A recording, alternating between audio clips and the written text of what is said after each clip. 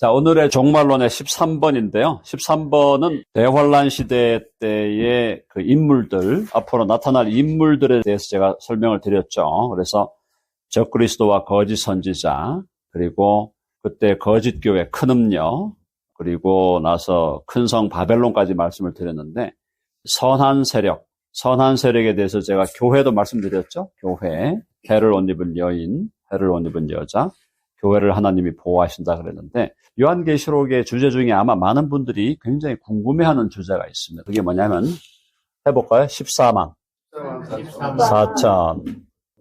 들어보셨죠? 이 14만 4천이 누구냐? 14만 4천이 누구냐라는 걸 오늘 14만 4천을 좀 다루도록 하겠습니다. 자, 14만 4천이 어디에 나오느냐 하면요. 7장에 가면은 7장, 계시록 7장. 여기에 이제 14만 4천이 나와요. 7장에 나오고 또 14장에 또 나옵니다. 7장에 보시면은 7장 1절로 4절까지 장로님 읽어주시죠. 이 후에 내가 네 처소가 땅 네 모퉁이에 선 것을 보니 땅의 사방에 바람을 붙잡아 바람으로 하여금 땅이나 바다에나 각종 나무에 불지 못하게 하더라. 또 봄에 다른 천사가 살아계신 하나님의 인을 가지고 해 돋는 데로부터 올라와서 땅과 바다를 해롭게 할 권세를 받은 네 천사를 향하여 큰 소리로 외쳐 이르되 우리가 우리 하나님의 종들의 이마에 인치기까지 땅이나 바다나 나무들을 해치지 말라 하더라.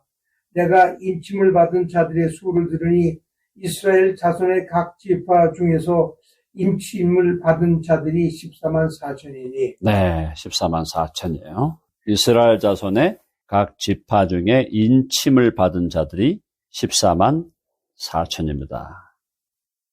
자, 그래서 요걸 딱 보면은, 문자적으로 보면은, 여기서 14만 4천 명이 유대인이라고 생각하기가 굉장히 쉽습니다. 14만 4천은 그러면 이게 유대인이다. 유대인 중에서 14만 4천이 인침을 받았다. 이렇게 보는 견해가 아주 뭐랄까요? 아주 플레인하게 그냥 평범하게 본문을 보는 사람들이 쉽게 빠져들어가는 관점이에요. 자, 그렇게 되면 이제 문제는 뭐냐면요. 만약에 여기서 지금 14만 4천이 유대인이라고 하면은 여기서 유대인을 왜 인을 치느냐. 이거부터가 지금 문제가 심각한 거죠. 왜냐하면 이게 지금 요한계시록이나 신약 성경에서 특별히 요한계시록은 역사의 종말인데 역사의 종말에 가가지고 웬 유대인을 또 14만 4천을 인을 치느냐. 그래서 이제 이걸 집중적으로 유대인이라고 끝까지 고집하는 입장이 바로 세대주의예요. 세대주의. 해보세요. 세대주의. 세대주의자들은 이걸 봐라. 유대인 아니냐. 이스라엘 아니냐. 이 4절에 보면은 이스라엘의 각 지파에 합쳐갖고 14만 4천이라고 해놨지 않냐. 이렇게 주장하는 사람들이 세대주의자들이 있는데 그러면 그게 이제 맞냐 안 맞냐를 따져 물어봐야 되는 거야. 12장 5절에서 8절까지 거기 지금 12지파에 14만 4천 돼 있죠. 근데 여기서 이제 문제는 뭐냐면 5절에 보면은 첫 지파가 누구예요? 이게 핵심 포인트. 이게 첫째 지파가 여기 지금 뭐로 나와 있어? 첫째 지파가 유대 지파라는 게 유다로 돼 있죠. 유다죠. 유다 지파인데 유다 지파가 구약에서 12지파, 이스라엘의 12지파를 계수할 때 유다 지파가 1번으로 나온 적이 있을까요? 없을까요? 그렇지. 이걸 여러분이 답을 알면 이 문제를 해결하는 키를 얻은 것이에요. 구약에서 12지파를 논의할 때 항상 앞에 나오는 지파는 어느 지파예요? 구약에서는 르우벤이죠. 르우벤. 구약에서는 르우벤이야. 구약에서 12지파를 헤아릴 때 유다 지파가 처음 나온 적이 없단 말이에요. 이게 핵심 포인트예요. 그럼 여기서는 왜 르우벤이 안 나오고 유다가 1번으로 나왔냐 이 말이에요. 이게 무슨 말이에요? 여기서 여러분들이 신학적인 상상력을 발휘해야 되는데 유다 지파를 1번으로 했다는 얘기는 이제 이스라엘을 헤아리는 방식이 달라졌다 이 말이에요. 이스라엘을 헤아리는 방식이 달라졌다 이 말이에요. 그렇죠? 결국 이건 뭐냐면은 유다 지파라는 게 뭐야? 유다 지파가 뭔 지파야? 왕족이죠, 왕족. 유다 지파가 왕족이에요. 이 왕족 지파를 1번 지파로 했다. 무슨 말이냐? 지금 여기서 말하는 이스라엘의 14만 4천은 구약 백성이 아니다 이 말이에요. 아시겠죠? 이게 구약 백성의 숫자를 세는 게 아니고 구약 백성이 아니고 신약 백성의 숫자다. 아시겠어요? 그거 잘 이해되시죠?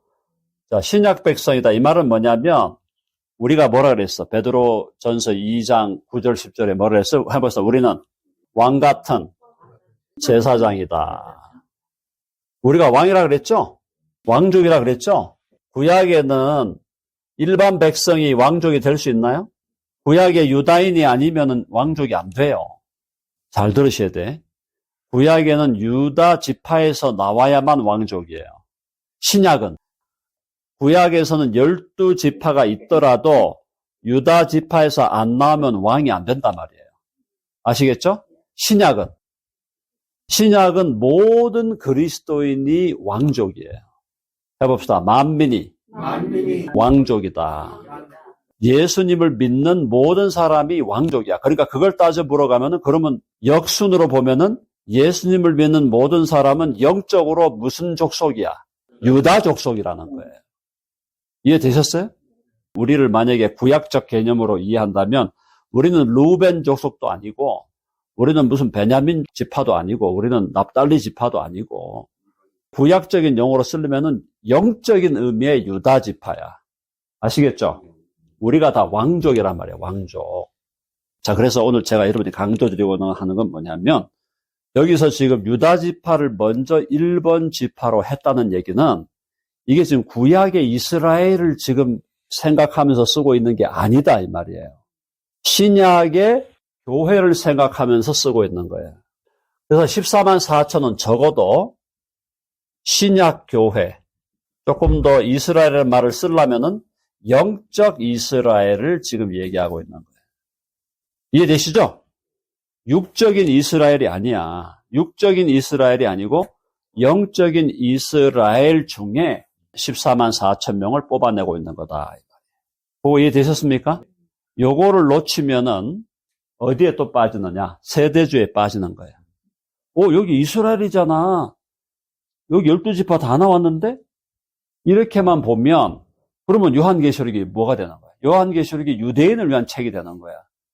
요한계시록이 유대인을 위한 책이에요?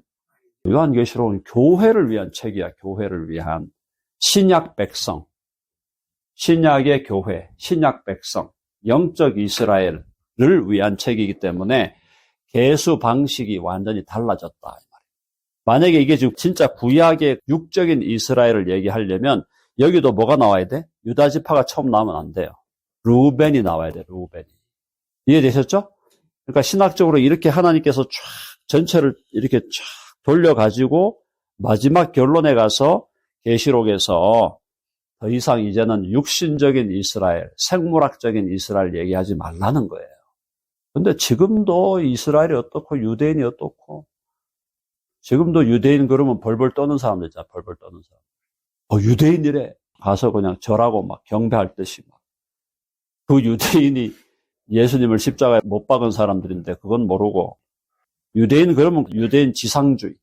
모든 길은 로마로부터가 아니라 모든 길은 유대인으로부터 정신 나간 사람들이에요. 전부 다.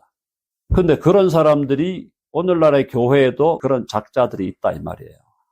교회에서 예수님의 이름을 찬양하고 새 언약의 복음을 증거해야 되는데 교회 들어와가지고 이상한 복장해갖고 이스라엘 모자 쓰고 다니고 이스라엘 복장해가지고 돌아다니고 교회가 이스라엘 사람들하고 화해해야 된다고 가가지고 가서 뭐 용서를 빌고 교회가 왜 이스라엘 백성한테 가서 용서를 빌어? 우리가 뭘 잘못했는데? 우리가 뭘 잘못했는데 유대인들한테 가가지고 용서를 빌고 뭐 화해하자 그러고 난리를 치기냐 이 말이에요. 제가 말이 좀 세졌는데 그런 사람들이 교회 목사들, 신학 교수들 얼마나 많은지 몰라요. 이유가 뭔가요? 이유가 이 세대주의. 여기 빠지니까. 여러분 잘 들으셔야 됩니다. 요한계시록은 1장부터 22장까지 누구를 위한 책이냐? 교회를 위해 준 책. 아멘 하시죠? 그리고 육적인 이스라엘은 끝났어요. 육적인 이스라엘 이제 돌아오잖아, 이제.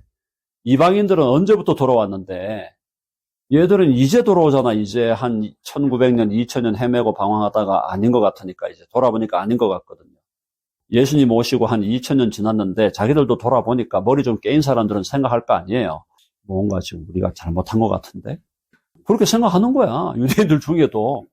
그때 나사렛 예수를 잡아 죽였는데 그게 지금 뭔가 우리가 실수한 것 같은데? 이렇게 되는 거야, 지금 유대인들도. 그래서 한번 보니까 이게 지금 우리가 잘못했다. 이래갖고 회개하고 돌아오는 거예요. 어떤 사람들이 있냐면 속으로는 기독교인이야. 그리고 랍비들 중에도 예수 그리스도가 메시아라는 걸 깨닫고 예수를 믿었네? 그런데 여러 가지 상황을 보니 그걸 커밍아웃 해갖고 나올 수가 없는 거야. 거기에 머물러 있는 사람들. 그래서 예수를 믿는 사람들이 지금 그 안에 유대인들의 특별히 정통 유대인, 오르토닥스 주라고 하는 정통 유대인들 중에 그런 랍비들이 나타나고 있다는 겁니다. 놀라운 일이죠. 놀라운 일. 자, 그러니까 14만 4천은 제일 먼저 깨야 될 게 뭐냐면 14만 4천에 대한 이해에서 제일 먼저 깨야 될 것이 이것이 육적이고 생물학적인 유대인이나 이스라엘을 얘기하는 게 아니라는 게 먼저 깨져야 돼요. 그게 먼저 깨져야 돼. 그러니까 아니라는 걸 깨달아야 된다는 얘기죠. 자, 그래서 14만 4천. 그럼 이게 지금 이제 교인들 중에 나왔는 건데, 거기 보시면, 핵심 부분이 이제 거기 중예라는 말 있죠, 중예. 지파 중예. 그죠? 지파 중예 돼 있으니까, 1만 2천이 나오는 게 지파들 전체입니까? 아니면 부분입니까? 각 지파의 1만 2천은 지파의 전체가 아니라 지파의 부분이죠. 부분이죠? 그러면 이 부분이라면은 신약 교회 중에, 신약 교회의 모든 멤버들 중에 일부를 뽑았다는 거죠? 일부를 인쳤다는 거예요. 자, 그러면 신약교회 멤버 전체는 뭐냐? 바로 거기 9절. 자, 9절부터 12절까지. 자, 그러면 전체를 뭐로 표현했어요? 거기 9절에. 신약교회 전체를 뭘로 표현했어? 각 나라와 족속과 백성과 방언에서 아무도 능히 셀 수 없는 큰 무리가 나와 이 아무도 능히 셀 수 없는 큰 무리 이게 뭐야? 신약교회의 총체죠. 그렇죠? 그거까지 이해되셨죠? 네, 그래서 신약교회의 총체가 뭐냐면은 아무도 헤아릴 수 없는 큰 무리야. 그럼 이제 이 큰 무리 중에 14만 4천을 특별히 지금 인쳤다라는 것이 오늘 여기까지의 지금 해석입니다. 거기까지 이해되셨죠? 네. 오케이. 자, 그럼 이제 그다음 또 한 가지를 깨야 돼. 또 깰 게 뭐냐면 거기 보면은 7장의 동방 2절이죠? 네, 2절. 장로님 다시 한번 읽어주세요. 7장 2절. 또 봄에 다른 천사가 살아계신 하나님의 인을 가지고 해 돋는 데로부터 올라와서 땅과 바다를 해롭게 할 관세를 받은 네 천사를 향하여 큰 소리로 외쳐 3절까지. 네. 이르되 우리가 우리 하나님의 종들이 이마에 인치기까지 땅이나 바다나 나무들을 해하지 말라 하더라. 자, 여기서 이제 14만 4천에 대한 한국적 해석, 유대인의 해석이 있고 한국의 이단자들의 해석. 이단자들의 해석은 이게 어디예요? 해 돋는 데가 어디라는 거야? 해 돋는 데. 이 해 돋는 데를 문선명이나 또 이만희 또 그쪽에 안씨, 장씨, 그 다음에 또 심지어 JMS까지 한국에 나오는 모든 이단들을 계시록에 나오는 해 돋는 데를 어디로 봤느냐? 이걸 동방에 해 떠는 나라? 한국으로 보아요. 한국이나 한반도. 그래서 14만 4천 명은 누구다? 한국 사람이야. 한국 사람이 14만 4천. 한국 사람들 중에 14만 4천을 인친다 이거야. 이게 말이야 방구야. 그죠? 어? 근데 여기에 많은 사람들이 넘어가고 있다. 많은 사람 넘어갔어요. 한국에 벌써 수십만, 수백만이 넘어갔어요. 들어가려고 열심히 하다 보니까 헌금도 해야 되고 헌금이 세요. 뭐라 하더라. 그쪽에서는 재림주와 한번 만나기 위해서 한 번에 돈 1,000만 원 내야 된대. 한번 교육 수료하기 위해서 몇 천만 원 내고 헌금이 세요. 그러니까 엄청나게 막 그냥 열심히 일하면서 헌금을 다 갖다 바치는 거예요. 있는 대로 없는 대로 다 바치고 집도 다 팔고 그게 다 논리적으로 다 그렇게 돼 있어요. 거기 이단에 가면은. 그러니까 이제 이게 해돋는 데를 한국으로 보고 한국에 14만 4천에 들어가야 돼. 근데 어떤 이단 단체는 14만 4천이 넘어버렸네? 어떻게 해요? 넘어버리니까 또 14만 4천은 바뀔 수 있다 이거야. 처음에 14만 4천을 모일 때까지 열심히 해야 된다 해갖고 14만 4천 모았어. 넘어가네? 또 바뀌니까 조심해. 그래갖고 또 막 이렇게 해가지고. 큰 무리 안에 소위 그 이스라엘, 유대인도 들어가고 이방인도 다 들어가는 거죠. 이거 그림 보시면 아시겠죠?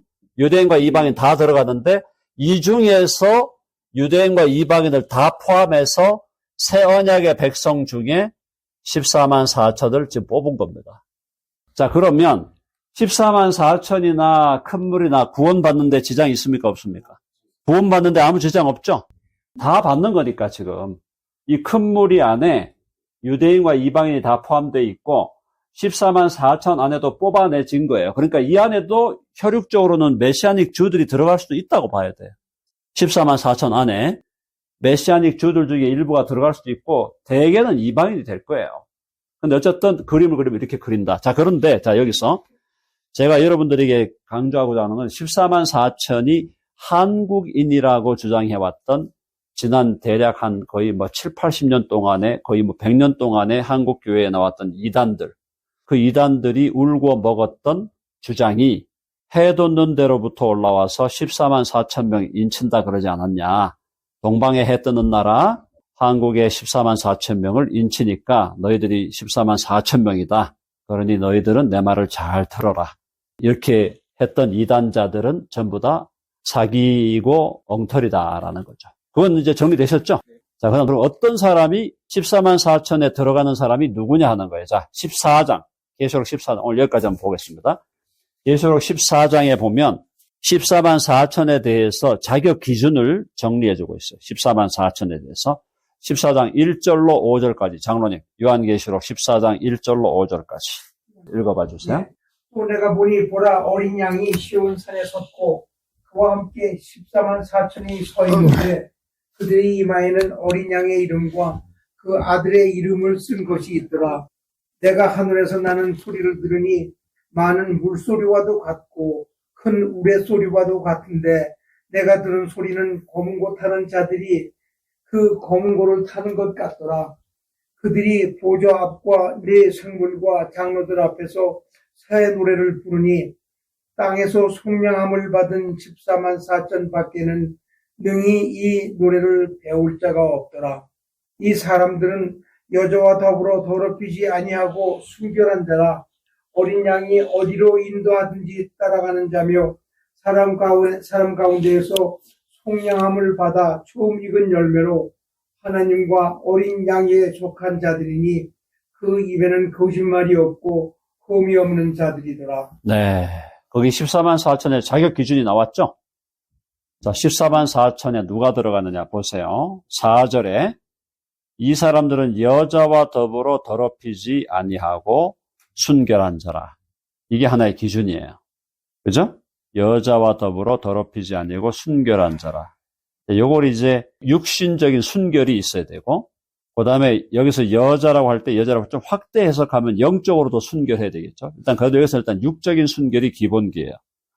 두 번째, 어린 양이 어디로 인도하든지 따라가는 자야.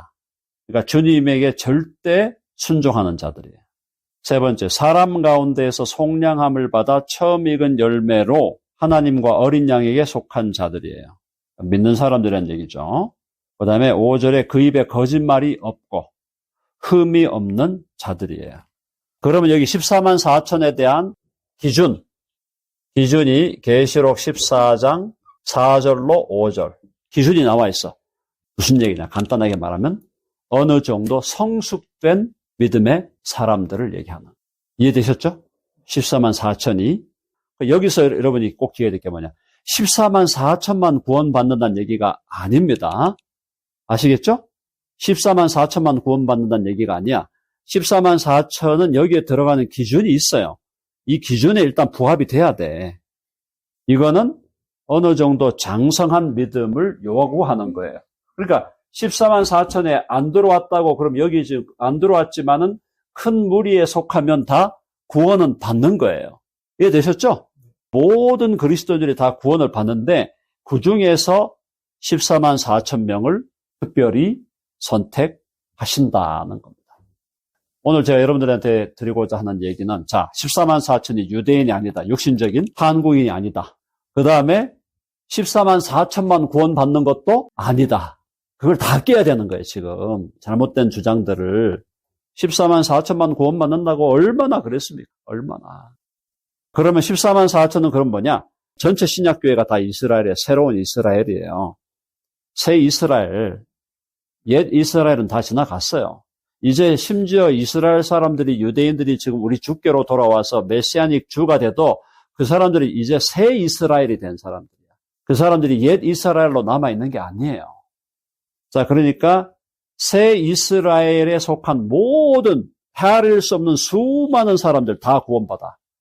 다 구원받는데 그 중에 14만 4천이 특별히 뽑혔고, 이 사람들이 종말에 가서 어떤 특정한 역할을 하게 된다는 거예요.